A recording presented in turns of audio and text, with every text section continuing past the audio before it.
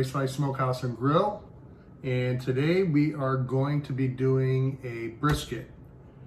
Now this is a 19-pound brisket that I've got from Costco. Prime brisket. It's a very good brisket. One way to tell I know it's going to be a good brisket is by how soft and tender it is. You know it's going to be soft when it can bend pretty well. Now this has been in the fridge, so some of this harder fat that we're going to trim off here in a minute, it keeps it from bending, but overall this is really pliable and bendy. So you know once we get this hard fat off, this is going to be a great cooker. So let's go ahead and get started on that. I'm going to start trimming it up right now. First thing first, you got to take it out of the bag. Okay, we got that all unwrapped. Next thing we're going to do, I'm just going to pat down, get some of the juice off of it here. And then once I get to the other side to trim, I'll do the same thing. So besides looking at the tenderness of the brisket or how bendy it is, one of the things I also like looking at is how thick the flat portion is. Now this is a really nice thick flat here. You know, it looks like it's at least a couple inches. So that means this is gonna cook pretty well. It's not gonna dry out too quick. A lot of times they're cut really thin on the flat end, and that'll tend to dry out, maybe burn up a little bit, but I really like this. It's nice, thick, flat portion. So next thing to do, we're gonna get to trimming. I'm gonna save all the fat we trim off, and I'm gonna wait at the end to see how much we actually took off of this, so I know how much meat we're cooking here. So first thing, you're gonna feel that there's some really hard fat here. This stuff won't render down, it won't taste good, so you wanna get that right out of there. And I recommend two things. One, making sure you have a sharp knife, and two, making sure you start trimming it right out of the refrigerator. When it's right out of the refrigerator, it's a little stiffer and easier to trim. When it's room temperature, it gets kind of squishy and hard to trim up. So those are the two things, room temperature and a good sharp knife.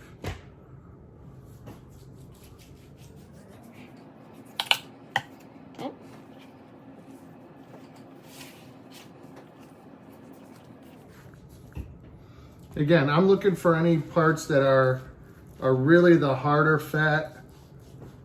You know, I'm finally starting to get to some meat, but all this hard fat, it's not gonna render, so you don't want to eat that. You want to get rid of it. You want to keep the softer fat in there, because you know that'll render down, and that's where all the flavor comes from. Besides the meat, you want some fat in there.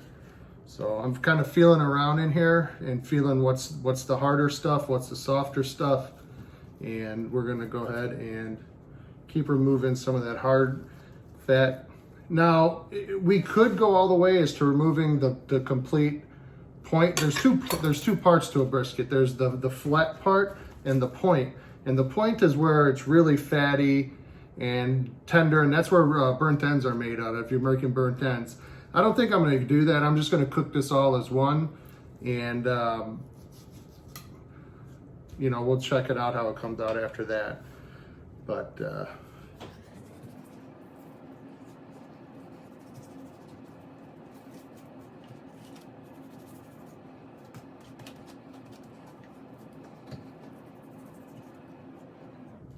now this is from Costco and it is prime, so I'm trying to keep as much on here as I can. But you also want to make it so that it's going to cook right. And so I'll show you here in a second, but we have some of the edges here are kind of oxidized, which will give you a kind of a grayish appearance. And you don't want that either. That's not really going to cook right. So just get rid of anything that's really not going to cook right or give you a hard time later. Just get rid of it.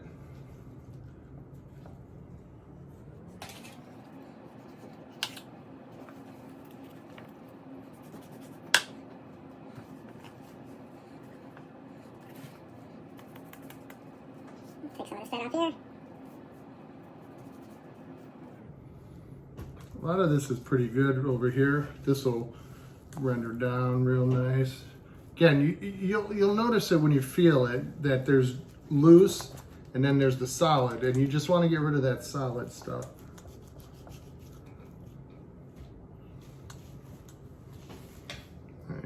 Do a flipper here. Again, I still got a bunch of the hard stuff here, so I'm going to get rid of that.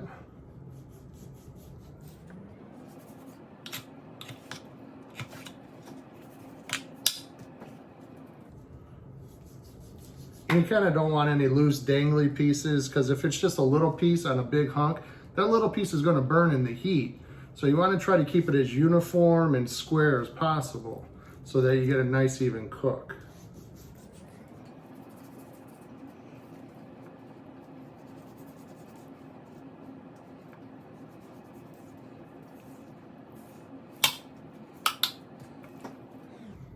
Let me get down to maybe half an inch of a fat cap on the fat cap side.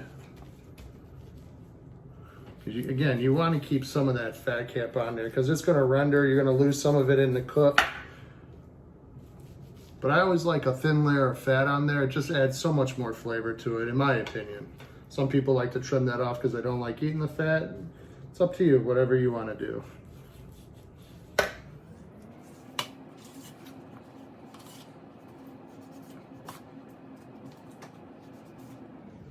So I'm cutting these edges here because there is some oxidation here. And that kind of looks like a grayish meat that doesn't really look that appetizing. So we're gonna get rid of it. Again, once you get inside, you can tell that it looks, you trim off the grain, you get that color. That's fantastic. That's what you want to see there.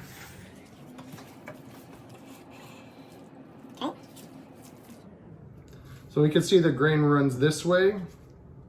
So when I first start slicing, I'm gonna wanna slice against the grain. So as a little trick, I notch off a little corner. Now I know once it's done, because once it's done, you're not really gonna be able to see where the grain is. So you want to kind of give yourself a little bit of a clue there. So, you know, you don't want no clues on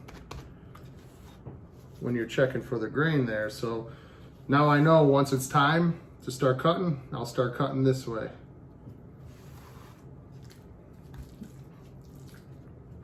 Okay, that looks all good.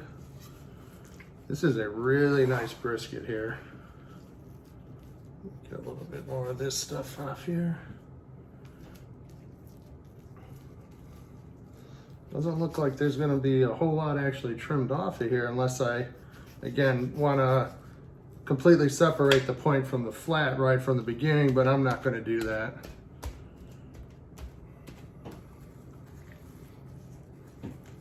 Feel it on, I feel a little bit here, so I'm gonna go ahead and work this other side again. Remove some of this.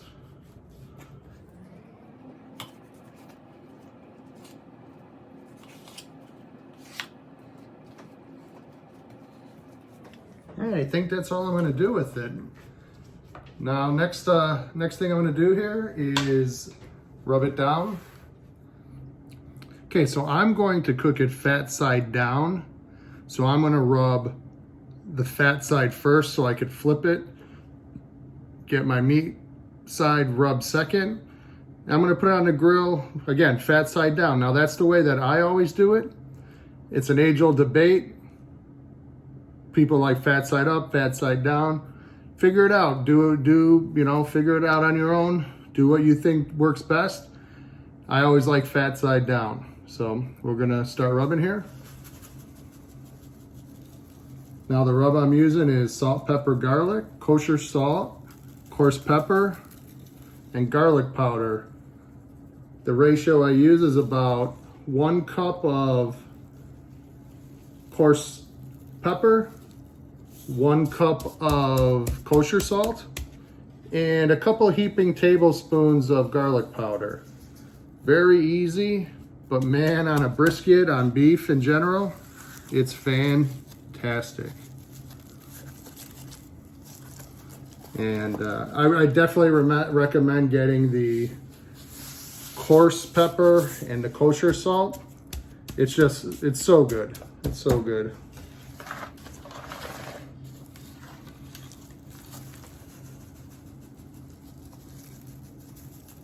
You want to get all the edges everywhere.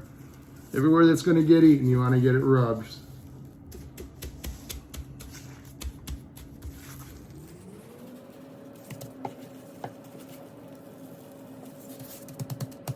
Ready to get this flipped over, hit that other side.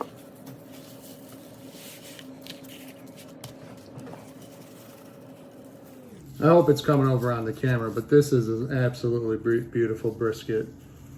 One of the nicest ones I've cooked. I've cooked a bunch of them.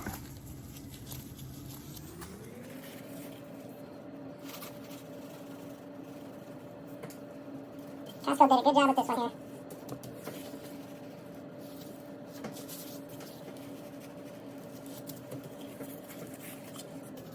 Okay, so we got it rubbed up here. Next step is we're gonna get it in the refrigerator, and we're actually gonna let it sit overnight. It's about, it's closing in around 11 o'clock here. And so first thing in the morning, I'm gonna get up, come downstairs, pull it out of the refrigerator, let it start coming up to room temp as I start the fire. Okay, so you can see that I have a water pan in here. I use that to help manage the heat. You put that right next to the fire box here. That'll absorb some of the heat. So I'm gonna probably have to refill that a few times during this cook. But it's kind of hard to see, but I also have some tuner plates in here. Those help diffuse the heat as well. The heat from the fire will hit the plate and push it down and bring it through the grill instead of just blasting the heat straight across. That just helps to keep a more consistent, uniform temp, which you're looking for. So right now I have a small chimney getting started. Once that fully gets lit, we're gonna put it in and then throw some wood on top. The only reason we're using the charcoal is just to get some coals down there so we could get the wood lit as we go. I don't have a propane fire torch or anything like that yet, but you know, this is an easy way to get it going.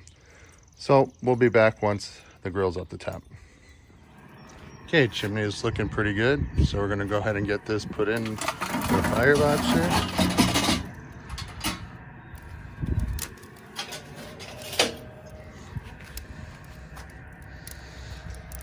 So we got some good coals down there. Next thing we're gonna do, just gonna add a piece of wood.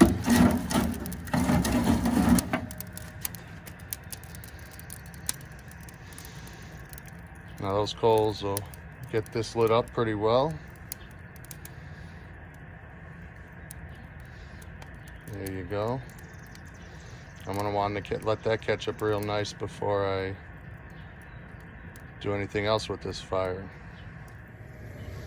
Okay, the fire's going pretty good right now, so I'm gonna close it up so the whole chamber could get up to temp. We'll monitor that with the iGrill Weber, the Weber iGrill 2. One thing that I've noticed about, or that I've learned about my pit over the years, is that it needs a little extra air. The little vent on the side just typically isn't enough air to keep a good fire going. So I usually keep this latched right there just to get a little bit more air in there. That helps to maintain that good temp for me. Now everybody's grill's different, everybody's pit's different, so you just have to learn the best way to keep your temp. My best way is this little cheat. If I stick in the fire poker in there, that gives me that little extra bit of air, which gets me to the temp I need. Okay, the grill is up to about 250 degrees. That's going to be my goal range. Anywhere between 225 to 275 is my sweet spot. So I just wanted to show you a couple things here. One is that I'm going to put a temperature probe here in the point side. And I'm also going to put one here in the flat side. That way I know both ends are cooking at whatever rate they're cooking, and if I need to make any adjustments on the fly, I can do that. You can see the water pans bubbling up nice from the heat. That shows you that it's going to be evaporating into the atmosphere inside the chamber. And I'm going to close it up and get cooking. So next time we'll check will be in about an hour. We'll give it a spritz, and we'll probably end up having to Spritz and throw a log on about once an hour, and we'll monitor the rest of the way. Not sure if it comes up on video here, but this is the kind of the smoke we want to see. Really nice thin blue smoke that shows that, you know, we're burning nice and hot and clean. Perfect. Okay, part of what we're doing here with the firebox is we're trying to get a nice bed of coals here. My actual smoke chamber is only at about 200 right now, so I'm going to try to kick that up. So I'm giving a little bit more oxygen, but what else I'm going to do is throw another piece of wood on here, just so I can make sure I got a good fire going, and we'll get some good coals that are going to last us for the cook. So we'll go ahead and let this light up. Then I'll close the door back on it once we get some fire going, which we're starting to get right now. Then we'll get a nice coal bed, and I'll show you that in a little bit. Okay, it's been almost 2 hours now. Go ahead and give it a look, see, and then give it a spritz. There you go. Coming along slow and steady. Smoking meat low and slow. Give it a spritz here. I'm using about 50-50 apple juice and water.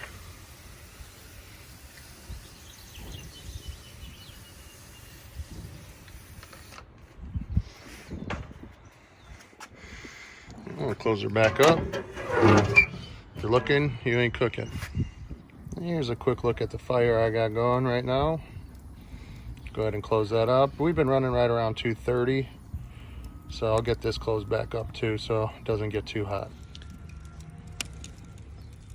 Okay, the fire's still going pretty good here. This is about when I like to add another stick to it. This is already starting to break down, and you want to give it the next stick time to catch on fire and burn up for you. So I'm going to add another one here. Things are coming along real nice, and we'll be back soon in a little bit. 3 hours in, we're going to go ahead and give it a spray. We're running at about 245 right now. See, it's coming along nice.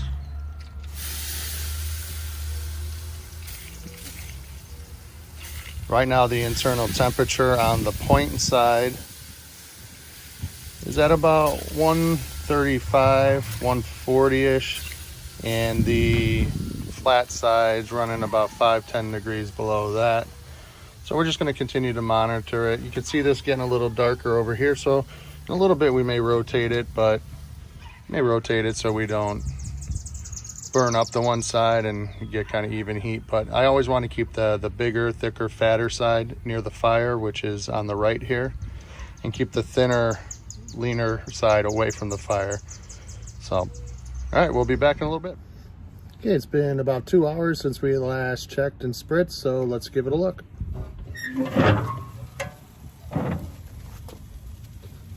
It's coming along wonderfully. Nice bark everywhere. Nice and juicy. So we'll go ahead and get that sprayed up again here.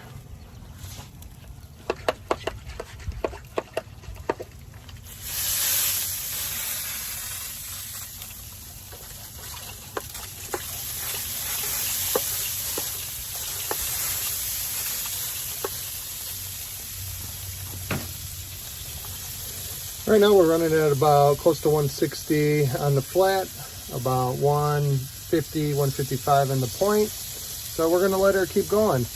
I'm gonna wrap it up here in a little bit. I just wanna let this bark set up a little bit more.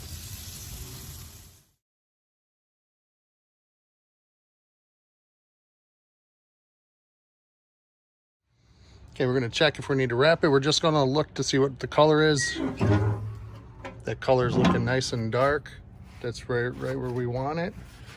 So that looks perfect. I'm gonna take it off and wrap it. I've got already set up here 3 sheets of butcher paper rolled out. I'm just gonna move it over to here and then give it a good wrap.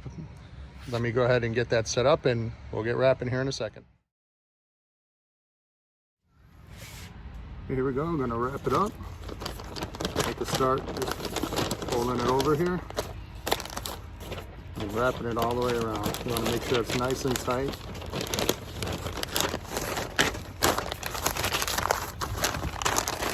All the way around.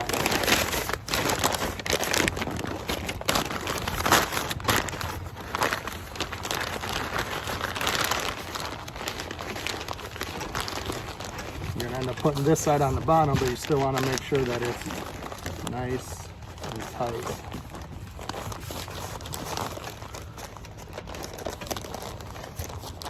There we go. Got it wrapped up. Time to go back on the grill. Okay, got it back on the grill. I put probes back into the point and flat area. Now, we just gotta let it cook out the rest of the way. We're right around 170 across the board-ish looking. So I might crank this fire up a little higher, try to keep it in the 250 to 275 range to let it cook a little quicker. So the Weber iGrill 2 is reading about 200 in both the flat and the point, a little over in the point, a little under in the flat, about 198 in the flat, 202, 203 in the point. So we're gonna go ahead and check for tenderness. You really don't want to go exactly by temperature. You're really probing for tenderness. You want it to be like butter going through, which this looks like it is. I actually had to wrap. The wrapping came apart while I was checking earlier, so I put another wrapper on it. So it's gonna be a little hard to push through the wrapping, but you can see once it gets through the wrapping, it's just like butter going through there. So this is gonna come off, and we're gonna put it in towels, which I have set up here. I'm gonna wrap it in towel, put it in the cooler, and we're gonna let it set for a few hours and pull out and slice. Okay, so this is jiggly tender, which it's hard to see on the table because it's a wobbly table, but this is really tender and soft. So we're gonna go ahead and wrap this in the towel nice and tight, stick it in the cooler, let it go for a few hours. Nice and tight in there. And that will actually let the moisture absorb back into it, help break down the fat that's not already broke down, just get really loose and tender, which is gonna be awesome. So we'll be back in a few hours when it's time to slice. Okay everyone, well this has been resting for about 3.5, almost 4 hours. So I'm gonna unwrap it, slice it, see how it came out.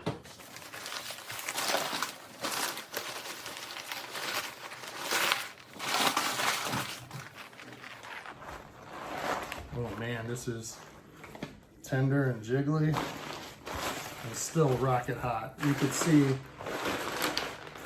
it's still so rocket hot. It misshaped a little bit because I got a smaller cooler I had it in, but overall you could see that like this jiggle, that's what you're looking for. It's gonna be so tender and awesome. All right, so this is the notch where I did earlier in the video, so I know this is the direction I'm gonna cook. And we'll go ahead and get some slicing done here. Oh, super tender.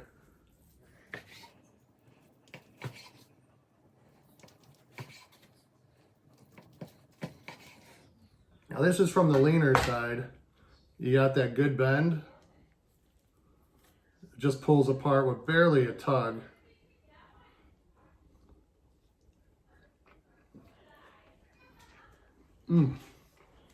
Perfect.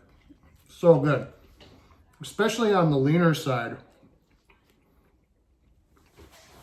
That's usually the tougher side. It dries out easier. So I'm going to go ahead and cut this right about where the middle would be, which is right where the point and the flat meet. And we're going to go ahead and cut some of the point up. So this is what we're looking at here. Look at that. Juices are just flowing.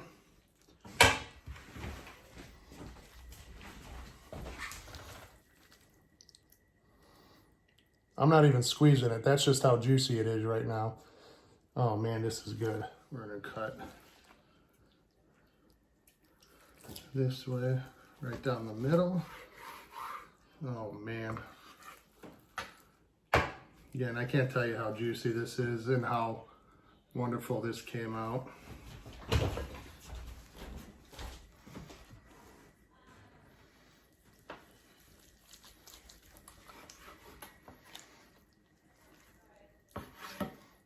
Look at this.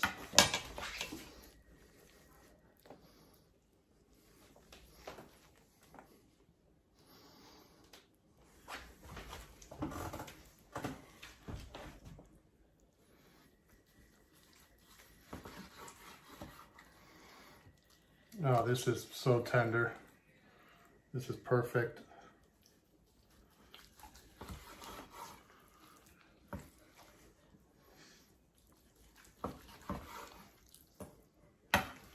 All right, so let's give a look at this. It's so tender. That's what you're looking for.